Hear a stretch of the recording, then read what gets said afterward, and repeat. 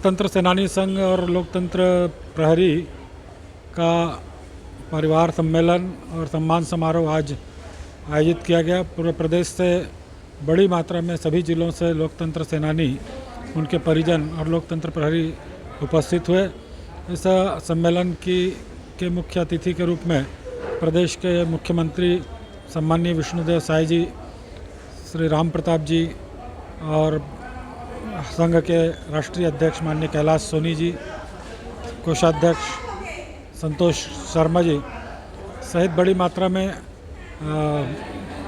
नेतागण उपस्थित हुए और अपने उत्तर विधानसभा के माननीय विधायक पुरंदर मिश्रा जी उपस्थित हुए। सब ने जो है इस कार्यक्रम की सराहना की और जो लोकतंत्र की हत्या भूपेश बघेल की सरकार ने की है उसकी पुरजोर भर्त्सना की है, क्योंकि जिस प्रकार से इंदिरा गांधी जी ने आपातकाल लगाकर और लोकतंत्र सेनानियों को जेल की शिक्षों में डाल दिया था और 21 महीनों तक उनको प्रताड़ित किया था, उनके परिवार टूट गए थे, उनकी आर्थिक स्थिति डमाडोल हो गई थी। ऐसे परिवारों को 2008 में डॉक्टर रमन सिंह जी की सरकार ने जो सम्मान दिया था, कुछ सम्मान निधि से उनको सम्मानित किया था। भूपेश बघेल जी की सरकार ने आते ही उसको समाप्त किया और उसके लड़ाई जो है लोकतंत्र सेनानियों ने और उच्च न्यायालय की लड़ाई लड़ी, तो उसमें सिंगल बेंच में भूपेश बघेल के सरकार के आदेशों को निरस्त किया।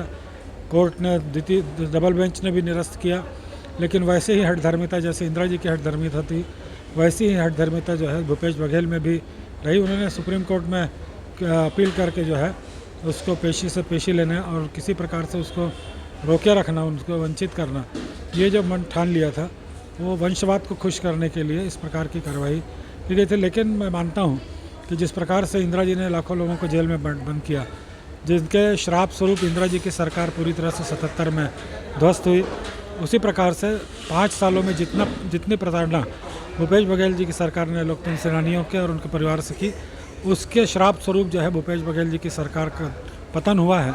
निश्चित ही ये राष्ट्रवादी विचारधारा को लेकर चलने वाले लोगों का सम्मान आपने छीना। सम्मान तो दिया ही नहीं, सम्मान छीनने का अधिकार भी आपको नहीं था, इसलिए ये सज़ा जो है आपको मिली है। अब नए मुख्यमंत्री माननीय विष्णुदेव साय जी ने आज सम्मेलन में घोषणा की है कि मैं जल्दी ही जो विधिक अड़चनें हैं उसको दूर करूंगा और बहुत कुछ अच्छा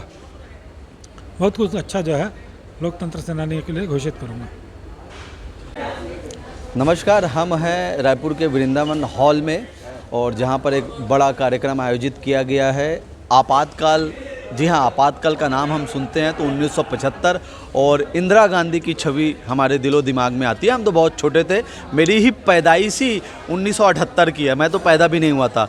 लेकिन 1975 में जब आपातकाल लगा हुआ था तो उस आपातकाल में मीसा एक्ट के तहत मीसा बंदियों के ऊपर बहुत सारे अत्याचार हुए, लोगों को जबरन जेल में ठूस दिया गया। आज हम छत्तीसगढ़ की राजधानी रायपुर में हैं और हमारे साथ कुछ मीसा बंदी यहाँ पर हैं। आइए उनसे जानते हैं उस समय, उस 1975 की वो जो 25 जून था ना वो, कि वो काली रात थी, उस समय क्या हुआ था।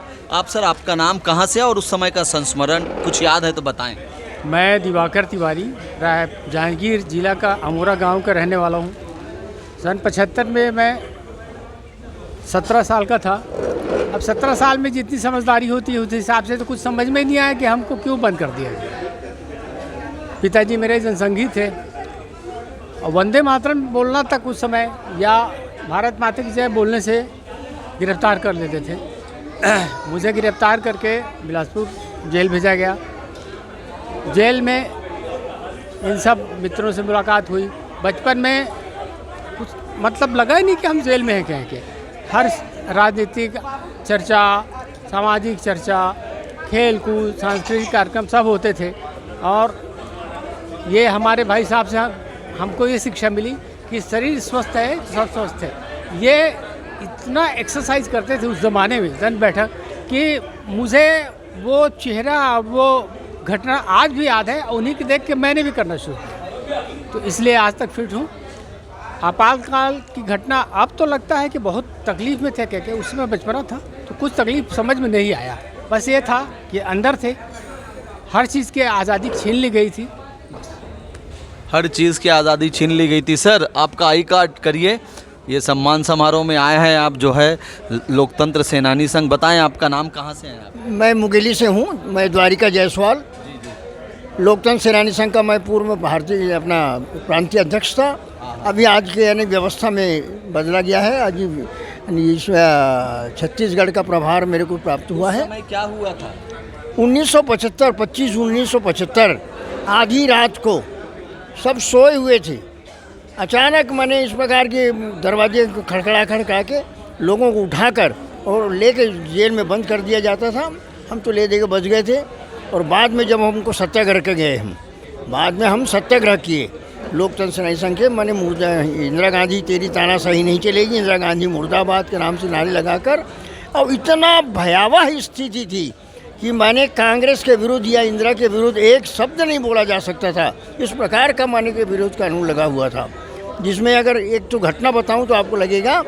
एक मैं बिलासपुर के रहने वाला हूं, तो एक टांगा वाला वहाँ पर आने की बंद होके आया। तो मैं पूछा भैया आप कैसे आए? तो उन्हें कहा भैया मेरी घोड़ी थाने के सामने अड़ गई। अड़ने के बाद मैं उस घोड़ी को एक दो चाबुक मार के कहा रे चल। बोले जैसी इंदिरा गांधी अड़ गई वैसी तू भी अड़ गया। इतने में मेरे को पकड़ के जेल ले आए। इतना माने भयावह स्थितियाँ, हर प्रकार के तकलीफ, स्लो पॉइजन दिए जा रहे थे। अगर कुछ समय हम बाहर नहीं आते तो सारे के सारे मृत्यु तुल्य हो जाते। इतनी यातनाएँ और पीड़ा सहे हैं इन लोगों ने। स्लो पॉइजन दिए जाते थे, आप देख रहे हैं। सर आप कहाँ से हैं? मैं मुंगेली से हूँ। अच्छा, क्या नाम आपका? कृष्ण कुमार सोनी। और सरस्वती शिशु मंदिर में मैं काम करता था। आरएसएस का 9 वर्ष से जो संबंध था, वहाँ संघ स्थान जाना। और ये उस समय बृहद रूप में मतलब आरएसएस के कार्य को उच्च स्तर पर ले गए थे। इतनी संख्या रहती थी। हाँ, द्वारका भैया जायसवाल जी बहुत सक्रिय कार्यकर्ता जन्म से रहे हैं। और मैं तो कम उम्र का रहा इनसे है, उसके बाद भी इनका कार्य, इन्हीं के आकर्षण से, फूलचंद जी के आकर्षण से मैं आरएसएस का कट्टर कार्यकर्ता रहा। शिशु मंदिर में कार्य करते ड्यूटी पीरियड में मेरे को अरेस्ट कर ले गए थे। वहाँ के कांग्रेसी लोग इतने दुष्ट थे, विधायक भी इतने दुष्ट थे कि एक अच्छी शिक्षा देने वाले संस्था में इस प्रकार का दखल न करे। अंत में बंद भी कर दिया था। जेल में गए तो हम लोगों को कैदी का चावल हम लोग चुन कौन सी जेल में थे आप? बिलासपुर। चावल को हम लोग चुन करके और उसको देते थे तो हमको खाना मिलता था, मतलब खा पाते थे। निरंजन के शर्वानी उसके लिए विरोध किए तो हमारा व्यवस्था सुधरा। और एक दिन तो लाठीचार्ज भी हो गया था। आप लोग आंदोलन करके नहीं पहुंचे थे, पूरे लाठी चार्ज हो गया था ट्रकों में। वहाँ गार्ड पुलिस सब पहुंच गए थे। लेकिन निरंजन भैया का दबदबा इतना था कि अंदर घुस करके किसी का वार नहीं हुआ। इस प्रकार से सारी व्यवस्था बिल्कुल मतलब जेल के लोगों का, हम जेली हैं क्या, हम कोई जुल्मी है क्या करके वो जो विवाद किए और लिखा पढ़ी किए और उसके बाद व्यवस्था सुधरी। तब हम लोगों को कुछ राहत मिला। जब वो अच्छे का मतलब संघर्ष किए तो उनका ट्रांसफ़र हो गया बैगागंज, वहाँ ट्रांसफ़र हो गया। फूलचंद जी का प्रमुख बनाया गया तो वहाँ से ट्रांसफ़र उनका कर दिया गया। मतलब हम लोगों को हरास करने का हर प्रकार से किया है। ऐसा इस प्रकार का बहुत प्रताड़ित हुए। अंत में अब इन लोगों के आंदोलन से और समय के उसमें हम लोग रिहा हुए। आप देख रहे हैं आपातकाल की ये चिंगारी रायपुर से बिलासपुर से फिर मुंगेली से जसपुर तक पहुंची। सर हमारे साथ जुड़ रहे हैं। सर आपका नाम, कहाँ से हैं आप बताएं? मेरा नाम विश्वनाथ राम है। मैं जसपुर ज़िला का हूँ। तो उस समय ये था कि 25 जून 1975 की रात को आपातकाल लगा था। और आपातकाल लगाने का कारण ये था कि इंदिरा गांधी जो है और अवैधानिक रूप से चुनाव लड़ी थी। उसमें उसका जो चुनाव को इलाहाबाद हाईकोर्ट ने अवैध घोषित कर दिया था। तो उसको मैंने प्रधानमंत्री का पद से उसको इस्तीफा देना था, लेकिन वो प्रधानमंत्री के पद से इस्तीफा देना चाहती नहीं थी और पद में बने रहने के लिए। और हाईकोर्ट से चूँकि उसको और उसका चुनाव को अवैधानिक घोषित कर दिया, पदमुक्त होने के लिए उसको और घोषणा हो गया। इसलिए इंदिरा गांधी जी ने हमको कुर्सी में बने रहने के लिए कोर्ट का आदेश को भी नहीं माना और इलाहाबाद हाई कोर्ट का आदेश को भी नहीं माना और पूरे देश में एक प्रकार से आपातकाल लगाया। उसमें भारत का संविधान को निष्फल किया, मैंने शून्य कर दिया। भारत का सरकार शून्य हो गया। भारत का पत्रकार, सारे पत्रकार को प्रतिबंधित कर दिया। सेंसर उसके कहने के बिना एक शब्द ही पत्रकार लोग और इंदिरा गांधी के विरुद्ध भी छाप नहीं सकते थे और न्यायालय को भी स्थगित कर दिया। न्यायालय भी इंदिरा गांधी के विरुद्ध में जो है किसी प्रकार का जजमेंट दे नहीं सकते थे। ऐसा संविधान, न्यायालय, सरकार, मीडिया सबको फेल कर दिया। उस समय आपकी उम्र कितनी थी? हमारा उम्र 22-23 था। मैं बीए पास किया था और एक क्या हुआ था आपके साथ? अरे मैं जसपुर में ही रहता था, पर जसपुर में शाखा लगाता था और उस समय में छात्रावास अधीक्षक हो करके कुनकुरी में आया था। तो कुनकुरी में हम छात्रावास अधीक्षक थे, लेकिन हम शाखा लगाते थे। तो LIB वाले लोग रिपोर्ट करते थे, माने गुप्तचर वाले लोग रिपोर्ट करते थे। रिपोर्ट क्या बोलते हैं उसको, गुप्तचर लोगों का रिपोर्ट था कि ये शाखा लगाता है। तो इंदिरा गांधी को ये मालूम था कि हमारा कुर्सी के विरुद्ध में आवाज़ उठाने वाले लोग जनसंघ वाले हैं, RSS वाले हैं या हिंदू संगठन वाले हैं, ऐसे लोगों को वो चिन्हित किया था और आपातकाल लगा करके उसके कुर्सी को बरकरार रखने वाले लोग ठीक और उसका कुर्सी के विरुद्ध में आवाज़ उठाने वाले लोग सब शत्रु, ऐसा मान करके ऐसे संगठनों को, संगठन के सारे नेताओं को आपातकाल में अंदर जेल डाल दिया। कौन सी जेल में थे? मैं रायगढ़ जेल में था और 14 महीने था और हम उस समय BA पास किए थे और हम MA परीक्षा दिए थे, लिखित परीक्षा पास हो गए थे और जेल में थे। उस समय मौखिक परीक्षा लिखने का मौका आया तो मौखिक परीक्षा लिखने के लिए जेलर जो है हमको अनुमति नहीं दिया, बोला आपातकाल है, आप परीक्षा नहीं लिख सकते करके MA मौखिक हमको परीक्षा देने नहीं दिया, छुट्टी नहीं दिया।